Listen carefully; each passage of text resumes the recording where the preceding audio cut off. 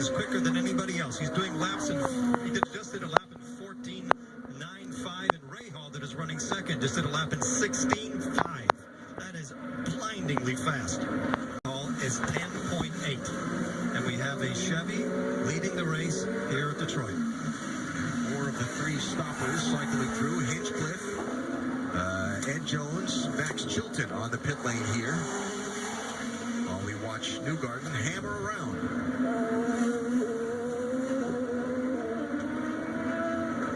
Next race for the Verizon IndyCar Series is on the big mile-and-a-half oval at Texas Motor Speedway next Saturday in prime time.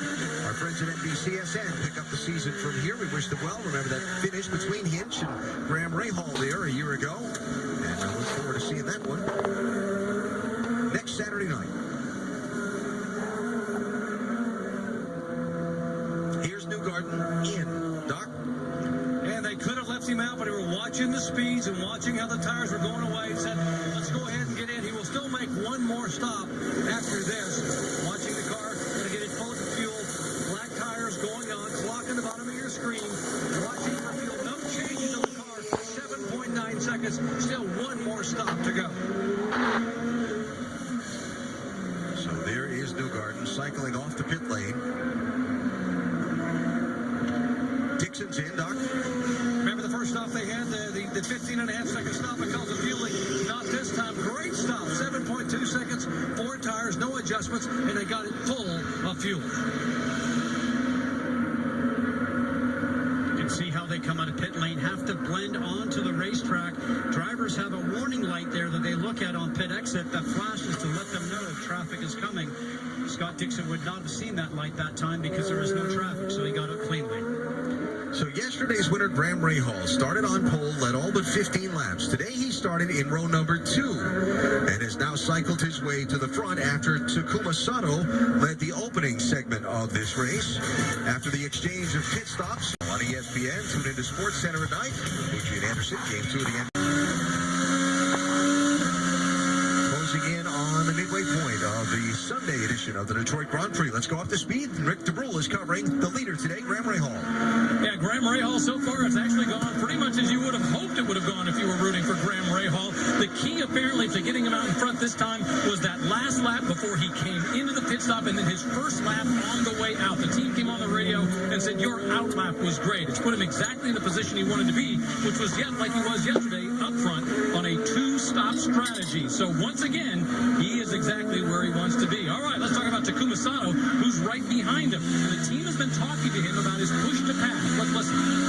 Rahal has 108 of push to pass. You're 91 right now, so we'll conserve for a little while. And the point being, they don't want him to use too much so that when he does get the opportunity to battle Graham Rahal, he'll be in a good situation not having lost too much. The main thing is yesterday they felt they blew the strategy by bringing him in for 3 stops. Today, they want to work really hard to stay in that 2-stop strategy. Doc?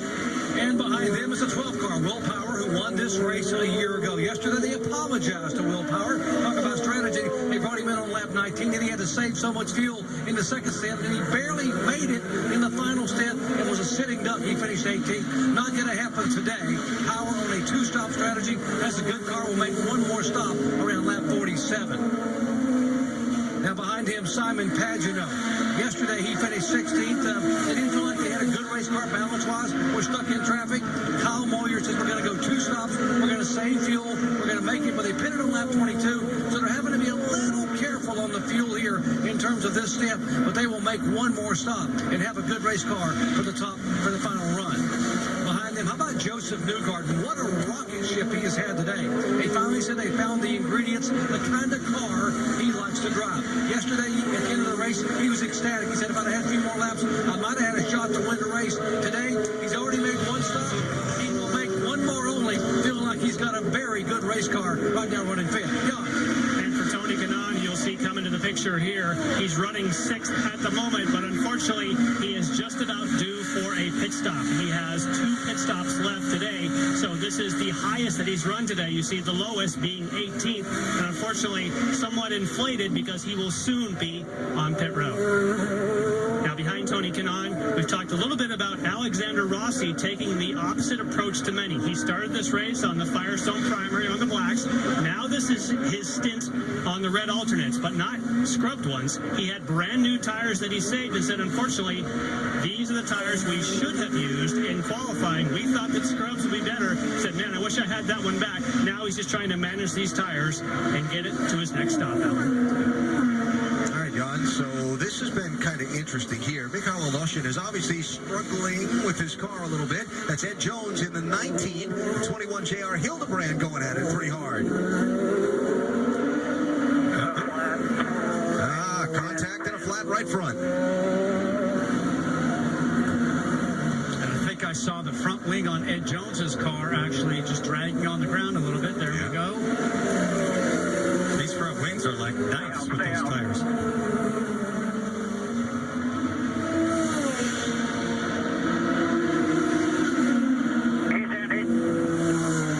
I thought that was his team's radio saying stay out, but here he is to get a new front wing.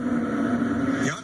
And I think the reason they told him to stay out was they were hoping that some of the debris, either his or someone else's, might bring out a caution, which is what they were hoping for.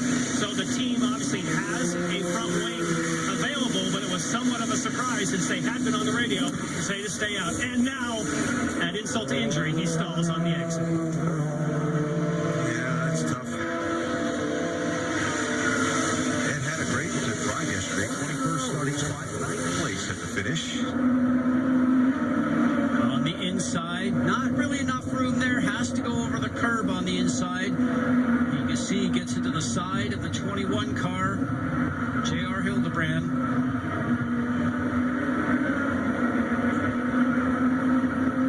You can see the front wing on the 19 just dragging, and the flat tire on the 21.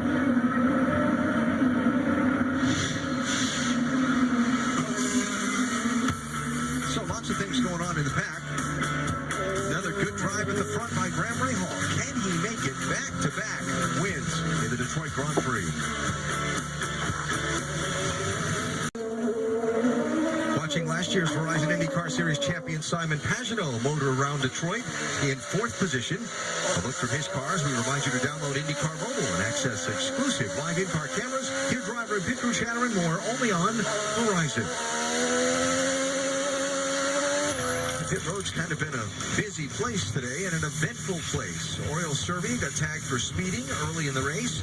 James Hinchcliffe as well had to do a pass-through penalty for speeding. Scott Dixon had that long stop when they had trouble fueling the car. See the fueling man.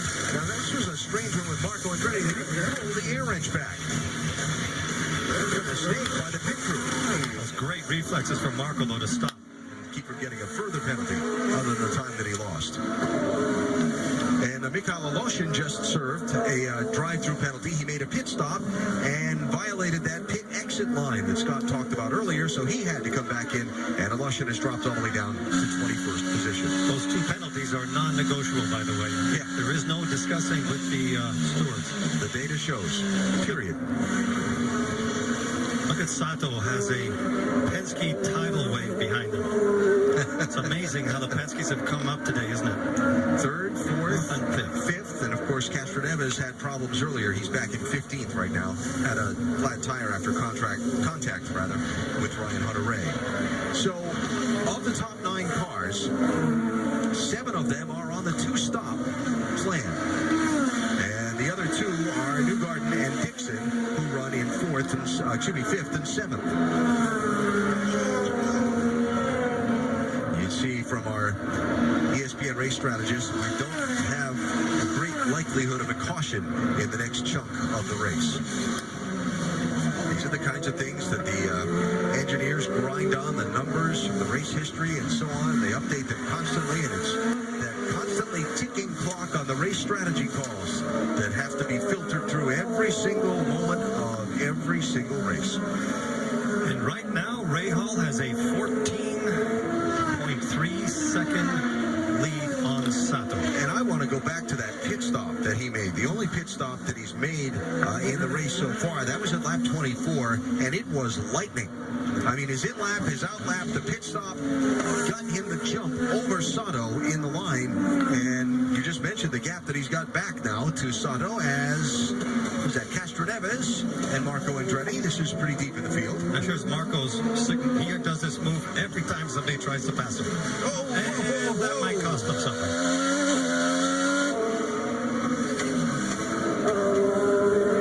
See if it results in a flat tire at all. Wait and see. Okay. Information from Brian Herta. Let's watch these guys go into the turn. What happens all the time is they're fighting for the same amount of space. For Elio, he does not think that Marco's come up on the inside of him all that much. He thinks that he's behind him, but he just keeps on going, collects the car. Watch along here now from Elio's on board. Clean pass here.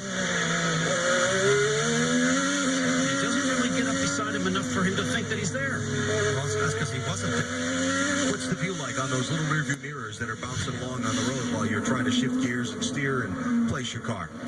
You can look at them if you've got a long straightaway, but in that little section there between those two turns, Elio might not even hardly even peeked in his mirror. Yeah, but you have to be alongside. If you're behind like that, you really don't own that piece of real estate. Well, I'm not disagreeing with you. I'm just saying they've ended up colliding, and both of them are going for the same piece. Marco was hoping that Elio would get on the brakes a little sooner, and maybe he'd get that running in the inside there. Hope is not a strategy. Yeah, guess I was asking about blind spots like you have in your There is a big blind. He's right. On an oval, there wouldn't be because you'd have a spotter that would be telling you.